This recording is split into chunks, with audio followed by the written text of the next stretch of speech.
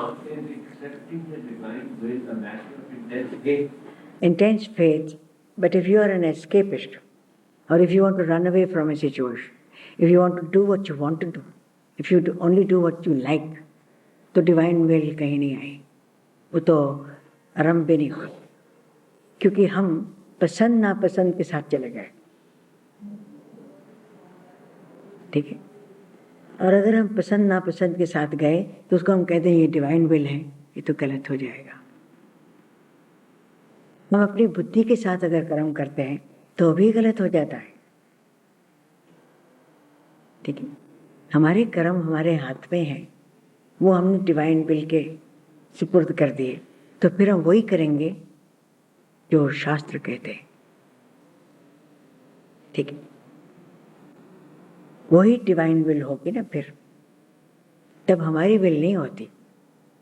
हमारा तो जी चाहता है किसी के साथ कोई झगड़ा कर ले या अपने आप को सुपीरियर बनाने के लिए कर्म करे, पर भगवान ने कहा है नहीं, पहले आप उसका अभ्यास करेंगे। जी चाहता है एस्केप कर जाए, भगवान जी कहते हैं कर्मों पर आपका अधिकार है, करने ही होंगे, पर कर्मातीत होकर।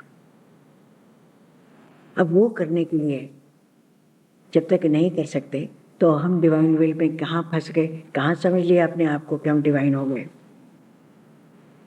कुछ कुछ समझा नहीं। So we have to obey to start with. वो ओबीडियंस तभी आएगी अगर फेथ होगा, नहीं तो नहीं कर सकते, क्योंकि हम अपनी ईगो को कैसे छोड़ते ही।